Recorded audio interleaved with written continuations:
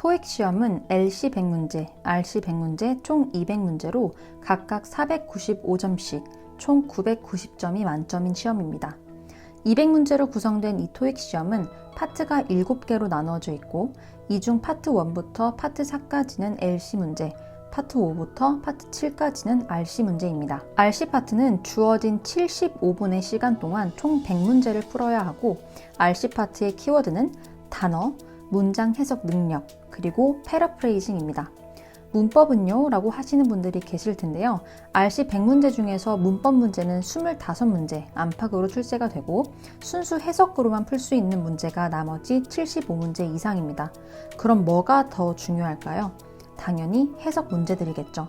그래서 여러분이 초점을 맞춰야 할 부분은 문법이 아닌 단어 해석이라는 것을 꼭 강조하고 싶어서 문법을 잠시 키워드에서 제외시켰습니다. 오늘은 RC 파트 5부터 파트 7까지의 문제 유형과 문제풀이 방법에 대해서 말씀드릴게요. 문법 문제 해결 방법도요. 그럼 지금부터 시작합니다. 파트 5의 키워드는 단어, 그리고 해석 능력 플러스 문법입니다. 파트 5 문제는 다음과 같이 각 문제당 하나의 문장이 주어지는데요. 문장 속에 빈칸을 뚫어놓고 선택지 A, B, C, D 중에서 빈칸에 들어갈 수 있는 단어를 고르는 유형으로 101번부터 130번까지 총 30문제로 구성이 되어 있고 문제 유형은 딱 두 가지로 나뉩니다. 문법 문제 아니면 어휘 문제. 각각 15문제 안팎으로 출제가 되고 있는데 해당 문제가 문법 문제인지 아니면 어휘 문제인지를 구분할 수 있는 방법은 바로 선택지를 먼저 확인하는 거예요. 제가 먼저 질문 드려볼게요. 이 9가지 선택지들 중에서 문법 문제 유형에 해당하는 선택지들은 총 몇 개일까요?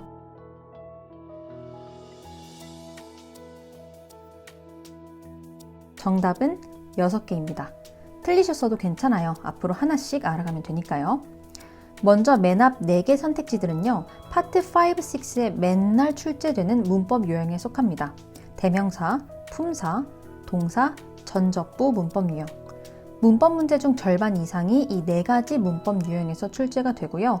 이 두 유형을 포함한 나머지 문법 유형들이 골고루 추가로 출제되고 있습니다. 그리고 이 문법 문제들 중에서 해석 없이도 간단하게 풀리는 문제들이 꽤 많기 때문에 그런 문법 문제 유형들을 파악하고 해당 문제들을 풀 때는 해석하는데 절대 시간을 써서는 안 되고요. 짧게 풀고 최대한 시간을 단축해 줘야 됩니다.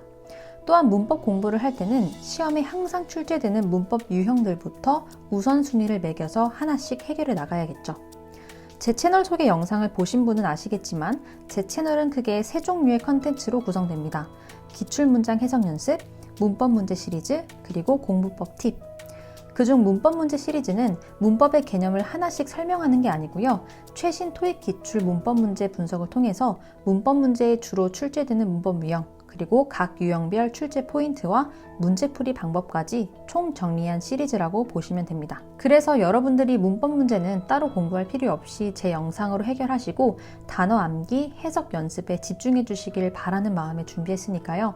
문법 문제에 도움이 필요하신 분들은 그 시리즈 영상들을 순서대로 쭉 보면서 따라와 주시면 틀리는 개수가 많이 줄어들 거예요. 다시 파트 5 설명으로 돌아와서 나머지 이 세 선택지들은 순서대로 전치사 어휘 문제, 형용사 어휘 문제, 동사 어휘 문제입니다. 보통 어휘 문제들은 품사는 모두 동일하고 뜻만 다른 단어들을 선택지에 넣어놔요. 그래서 어휘 문제 같은 경우는 지문의 처음부터 차근차근 해석하면서 문맥에 맞는 단어를 고르는 단어 및 해석 문제라고 보시면 됩니다. 이런 어휘 문제를 잘 풀려면 당연히 평소에 단어 암기와 해석 연습을 많이 해주셔야겠죠. 물론 정답을 고르는데 수월한 문제들도 있는데 그 부분은 제가 다음에 따로 영상으로 준비하겠습니다. 파트 5 정리하면 파트 5에는 총 30문제가 나오고 문법 문제와 어휘 문제로 구분된다. 문법 문제는 시간 단축을 할 수 있는 문법 문제들이 존재하고 출제 빈도가 높은 문법 유형부터 정리할 필요가 있다. 어휘 문제 같은 경우는 평소 단어 암기와 해석 연습으로 대비해야 한다. 파트 6는 131번부터 146번까지 16문제로 구성되어 있고 총 4세트의 지문이 나옵니다. 그리고 각 지문에 딸린 문제 수는 4문제고요. 파트 5는 각 문제당 한 문장이 나온 반면에 파트 6는 한 세트당 보통 한 문단에서 2문단 정도의 길이의 지문이 나옵니다. 그리고 한 세트에 딸린 4문제의 유형을 정리해보면 문법 문제와 어휘 문제 합쳐서 3문제, 그리고 문장 삽입 문제 1문제로 구성됩니다. 파트 6의 키워드는 단어, 해석 능력, 문맥 파악입니다. 제가 파트 5에서는 선택지를 먼저 꼭 보고 문법 문제인지 어휘 문제인지 구분한 뒤에 문제풀이를 진행하라고 말씀드렸지만 파트 6는 제목부터, 즉 처음부터 차근차근 읽어나가면서 빈칸을 마주칠 때마다 각 유형에 맞게 문제풀이를 해주셔야 합니다. 그 이유는 문법 문제, 어휘 문제 구분 없이 문맥 파악을 해야 정답을 고를 수 있는 문제들이 출제되기도 하고요. 특히 문장 삽입 문제는 앞뒤 문장을 통한 문맥 파악이 필수입니다. 추가로 문장 삽입 문제 같은 경우 LC 파트 1, 2 문제풀이 방법처럼 답을 고른다는 생각보다는 답이 아닌 걸 제외시키는 속어법으로 문제풀이에 접근하시는 것도 좋은 방법이에요. 그래서 파트 6부터는 단어, 해석 싸움이다 라는 생각을 가지고 차분히 처음부터 해석해 나가면서 문제풀이를 진행해 주세요. 대망의 파트 7입니다. 파트 7은 147번부터 200번까지 총 54문제로 구성되어 있고요. 단일 지문 10세트, 이중 지문 2세트, 3중 지문 3세트가 있습니다. 단일 지문 같은 경우에는 2문제가 딸린 지문이 4세트, 3문제가 딸린 지문이 3세트, 4문제가 딸린 지문이 3세트 이렇게 출제가 되고 이중 지문과 3중 지문은 각 세트당 5문제씩 출제됩니다. 파트 7의 키워드는 파트 6에서 한 가지만 더 추가됩니다. 단어, 해석 능력에 패러프레이징이 추가되는 거예요. 제가 LC편에서 패러프레이징이 뭔지 간단하게 말씀드렸는데 오늘은 문제풀이 방법을 말씀드리면서 패러프레이징이 어떤 건지 다시 한번 설명드릴게요. 파트 7 문제풀이 방법에 있어서 항상 나오는 질문 하나 해결하고 넘어갈게요. 지문을 먼저 읽어요? 아니면 질문을 먼저 읽어요? 저 같은 경우는 제가 학생이었을 때 조언을 구했던 선생님께서 지문을 먼저 읽고 문제를 풀라고 하셨는데 저는 결국 반대로 진행을 했습니다. 왜냐면 지문을 먼저 읽으니까 모든 문장이 다 힌트 같아서 해석 속도도 느려지고 지문을 다 읽었을 때 솔직히 내용이 기억도 안 나더라고요. 제가 질문을 먼저 읽는 이유는요. 쉽게 예를 들면 첫 번째 경우 교실에 학생들이 엄청 많은데 먼저 관찰을 하래요. 그리고 관찰한 학생들에 대해서 나중에 질문을 할 테니 그때 답을 해달랍니다. 그럼 우리는 모든 학생들에게 집중을 해야 하고 뭘 기억해야 할지도 감을 못 잡겠죠. 반면에 두 번째 경우 학생들을 관찰하기 전에 질문 내용을 먼저 공개합니다. 예를 들어 안경을 쓴 학생들이 몇 명인지 관찰한 뒤에 말해달래요. 그럼 우리가 집중해야 할 대상은 딱 안경 쓴 학생들로만 추려지는 거죠. 차이가 좀 느껴지시나요? 질문을 먼저 읽고 지문으로 넘어가면 답을 찾는 과정이 훨씬 수월하다고 저는 느꼈어요. 왜냐면 내가 집중해야 할 내용을 이미 알고 들어가니까요. 이때 선택지까지는 읽지 않고요. 질문만 먼저 읽고 들어갑니다. 하지만 지문 먼저, 질문 먼저에 대한 정답은 없어요. 두 방법 모두로 문제를 풀어봤더니 저는 후자가 훨씬 잘 맞았던 것 뿐입니다. 실제로 두 방법 모두로 기출 문제를 한번 풀어보시고요. 여러분에게 더 맞는 문제풀이 방법을 택하시는 게 가장 현명한 선택입니다. 그리고 이런 질문도 하세요. 파트 7 같은 경우 세트마다 최소 2문제에서 최대 5문제까지 출제가 되는데 모든 질문을 다 읽고 들어가나요? 보통 2문제가 딸린 세트는 다 읽고 들어가도 기억해야 할 게 딱 2가지니까 딱히 상관이 없을 거예요. 하지만 4문제에 5문제를 모두 읽고 들어가면 어떤 질문이었는지도 기억이 안 나는 경우가 많을 거예요. 그럴 땐 본인이 기억할 수 있는 양만큼, 예를 들어 1문제 혹은 2문제만 먼저 읽고 지문으로 가셔서 그 질문에 대한 정답을 차례대로 먼저 고르시고요. 나머지 문제들로 돌아와 이어서 읽은 다음에 또 다시 지문으로 넘어가서 정답을 찾으시는 방법이 좋습니다. 한 문제씩 차례대로 해결해도 좋고요.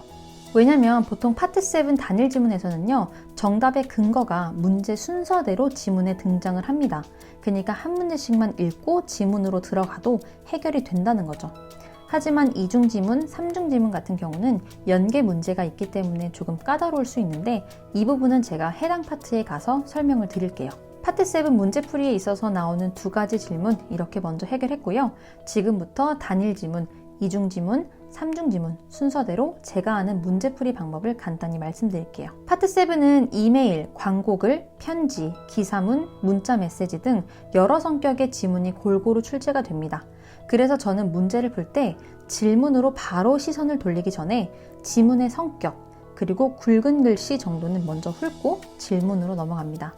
이 문제 같은 경우는 웹페이지고 비스트로, 작은 식당에 대해서 말하는 것보다 간단하게 훑는 거예요. 그리고 문제로 넘어가서는 직독직해로 질문 내용을 해석해서 키워드를 뽑습니다. 147번은 무엇이 광고되고 있는가? 148번은 무엇이 제공될 것인가? 10월 10일에. 이렇게 정확하게 해석을 하고 이 두 가지 키워드를 중심으로 읽자는 마음을 가지고 지문으로 들어가시는 거예요. 이때부터는 단어 해석 싸움입니다. 직독직해로 한 문장 한 문장 정확하게 해석하시다가 정답의 근거 냄새가 나는 문장이 보인다면 멈추시면 돼요. 그리고 지문을 읽고 정답을 고를 때 필요한 중요한 마음가짐이 있는데 정답의 근거는 무조건 지문 속에 있다. 내 생각 덧붙이거나 혹은 추측으로 풀지 말자. 이게 굉장히 중요해요. 기출문제를 풀고 리뷰를 해보면 제 의견이나 생각을 덧붙여서 고른 답이 오답인 경우가 많더라고요. 그래서 저는 정답이 헷갈릴 때마다 이 생각을 하면서 제 상상이나 추측을 최대한 걷어내고 정답이 되는 문장을 찾아내는 데 집중하려고 노력했고요. 그 후로 틀리는 개수가 많이 줄어들었어요. 지문을 정확하게 해석하지 못하게 되면 비슷한 단어나 똑같은 문장이 보였을 때 그걸 정답의 근거로 착각해서 그냥 정답으로 찍는 분들이 계시는데 이런 분들은 파트 7 정답 선택의 핵심이 패러프레이징이라는 걸 알지 못하시는 분들입니다. LC편에서 말씀드렸듯 파트 3, 4, 7 이 세 가지 파트의 정답 선택의 핵심은 패러프레이징입니다. 지문에 나와 있는 것과 같은 단어, 같은 문장 잘 주지 않아요. 비슷한 의미를 가지는 다른 단어, 다른 표현, 다른 문장을 선택지에 넣어 놓습니다. 그래서 패러프레이징에 여러분이 익숙해지셔야 정답 찾기가 쉬워질 거예요. 패러프레이징이 어떤 식으로 되는지 이 문제를 통해 한번 느껴볼게요. 먼저 147번의 정답의 근거는 이 문장이고요. 패러프레이징은 이렇게 됐습니다. 지문의 venue, 장소가 선택지 space, 공간으로 birthday parties, weddings, other social events 이것들이 그냥 이벤트로 148번도 이어서 가볼게요. 정답의 근거는 마지막 문장입니다. 질문의 키워드였던 be offered가 지문에 그대로 나와 있네요. We are offering 이렇게요. 그리고 나머지 25% off부터 October 10th 이 문장에서 25% off가 discounted rate, 부킹이 reservation 이렇게 패러프레이징 됐습니다. 똑같은 의미를 가지지만 다른 단어, 다른 표현을 쓰는 게 패러프레이징입니다. 어떤 느낌인지 아시겠나요? 하지만 이런 패러프레이징이라는 개념을 모르더라도요. 단어 암기와 해석 실력만 제대로 갖춰 놓았다면 정답을 찍는데 문제가 없으니까 평소에 단어 암기, 해석 연습을 꾸준히 해주시고 기출문제를 스스로 풀어나가면서 패러프레이징에 익숙해지시면 됩니다. 그리고 정답의 근거 위치를 보면 아시겠지만 정답의 근거는 보통 문제 순서대로 출제된다는 것도 확인하고 넘어갈게요. 그래서 이렇게 파트 7 단일 지문 하나 해결했습니다. 이중 지문은 지문이 2개가 나오고요. 각 세트당 연계 문제가 한 문제 출제됩니다. 연계 지문은 두 지문을 모두 읽어야 정답을 찾을 수 있도록 정답의 근거를 두 지문에 흩어놓는 거예요. 그러니 단일 지문보다는 당연히 까다롭겠죠. 이중 지문의 문제풀이 방법은 단일 지문과 동일합니다. 하지만 저는 한 가지를 더 해주고 질문으로 넘어가요. 첫 번째, 지문의 성격 파악하기. 두 번째, 굵은 글씨 읽어주기까지는 동일합니다. 3번은 각 지문의 첫 번째, 두 번째 문장까지 읽고 흐름 및 관계 파악하기. 이 3번 과정은 생략해도 되지만 제 개인적으로 이 과정을 추가하고 나서 내용 흐름 파악과 문제풀이가 조금 더 수월해졌어요. 보통 영어 지문에서 첫 문장은 그 단락의 중심 문장입니다. 그래서 첫 한두 문장만 읽더라도 얘가 무슨 얘기를 하겠구나 정도는 미리 파악할 수 있거든요.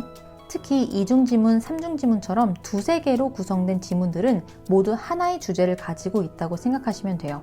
그래서 각 지문의 첫 번째, 두 번째 문장을 읽고 두 지문이 혹은 세 지문이 어떤 관련이 있는지 먼저 파악하고 질문으로 들어가면 질문의 키워드를 뽑을 때도 지문 내용을 해석할 때도 흐름을 이미 타고 들어갔기 때문에 문제풀이가 조금 쉬워질 거예요. 한번 이렇게 해보시고 문제풀이가 더 복잡해졌다 싶으면 3번 생략해 주시고 더 잘 풀리는 것 같다 하시면 이 세 번째 과정까지 해주시고 질문으로 넘어가 주세요.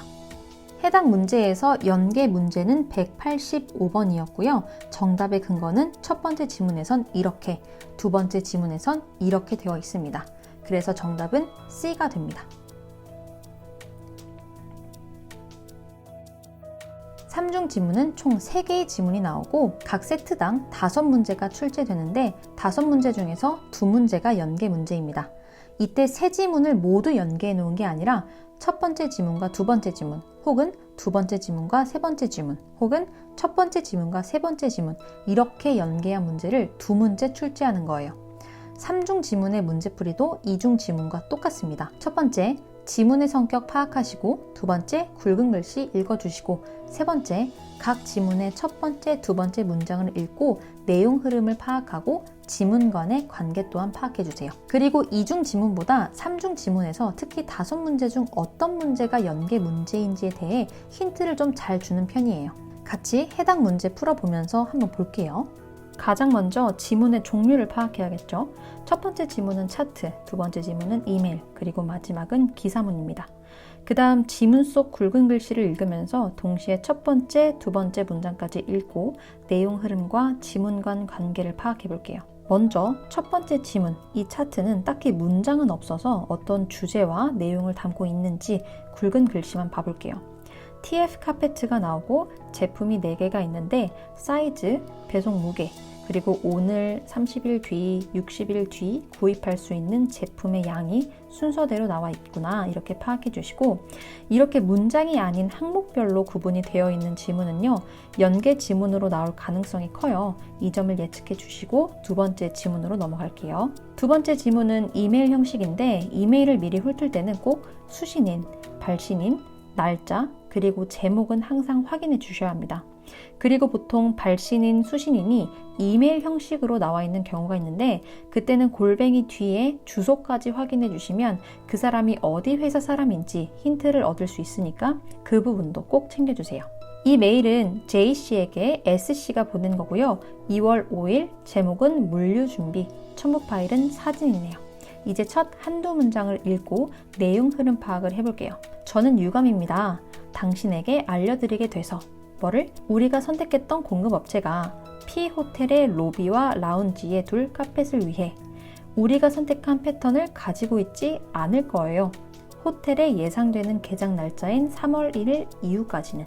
이렇게 읽었을 때 그럼 S씨가 첫 번째 지문에 나온 TF 카페트 중에 하나를 선택했는데 3월 1일 이후까지는 쭉 재고가 없다는 거겠죠. 느낌이 첫 번째 지문에 나온 4가지 제품 중에 하나가 현재부터 3월 1일까지는 재고가 없을 거예요. 이건 이 부분을 보고 알 수 있을 거고 연계 지문으로 나올 느낌이 좀 드네요. 그리고 마지막 지문인 기사문을 보면 S씨가 로비와 라운지에 TF 카페트를 깔 예정이라고 했던 P호텔이 오픈을 했다는 내용이 나와요. 3월 2일에 작성이 됐고 첫 번째 문장 요약을 해보면 MS라는 사람이 호텔의 주인인 PS와 함께 어제 P호텔의 오픈을 축하했다는 거예요. 그리고 나서 P호텔에 관한 얘기가 이어지겠죠. 이렇게 먼저 쭉 훑어서 TF 카페트 제품 중 하나를 S씨가 P호텔에 둘 예정이었고 P호텔은 3월 1일에 예정대로 오픈을 했구나. 이렇게 정리하고 질문으로 들어가 주세요. 제가 3중 지문은 5문제 중에서 2문제가 연계 지문이라고 했어요. 한번 예측도 해가면서 질문 해석해 볼게요. 186번. 무엇을 차트가 나타내는가? 모든 카페트에 대해서. 이 문제는 단일 지문 문제겠죠. 왜? 차트라고 질문에 분명하게 명시를 해뒀어요. 차트는 첫 번째 지문이었고요. 그리고 질문의 핵심은 모든입니다. 4가지 카페트의 공통점을 찾으라는 뜻이에요. 187번. 어떤 카펫을 S씨가 원래 주문했었는가? 이 문제는 연계 문제 느낌이 혹시 안 드실까요? 일단 S씨는 두 번째 지문에 등장을 했었고 아까 저희가 첫 번째, 두 번째 문장을 읽었었을 때 우리가 골랐던 제품이 지금부터 3월 1일까지는 쭉 재고가 없을 거라고 했어요. 그럼 첫 번째 지문에서 거기에 해당하는 제품을 확인하면 되겠죠. 정답은 C입니다.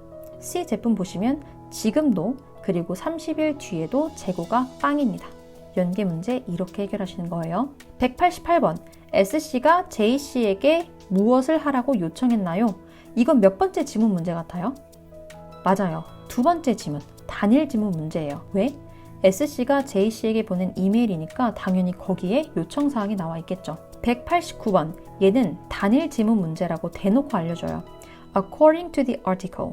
이걸 보고 바로 세 번째 단일 지문 문제라고 파악해 주시면 되겠네요. 그럼 남은 문제 190번이 연계 문제입니다. P 호텔에 대해 무엇이 명시되어 있는가? 얘는 일단 세 번째 지문은 포함이 되겠죠. P 호텔에 대한 기사문이니까요. 그리고 첫 번째 지문 혹은 두 번째 지문과 연계되어 있을 거예요. 이 문제의 정답은 A였고요. 정답의 근거는 이렇게 됩니다. 두 번째 지문에서 호텔의 예상되는 개장 날짜가 3월 1일이라고 했고 기사문의 첫 번째를 보시면 3월 2일에 작성했는데 3월 2일 기준 어제 개장을 축하했다 했어요. 즉 3월 1일에 개장을 했다는 걸 확인할 수 있죠. 그렇기 때문에 A, 호텔은 오픈을 했다, 예정대로. 이게 정답이 됩니다. 이런 식으로 연계 문제가 출제된다고 보시면 돼요.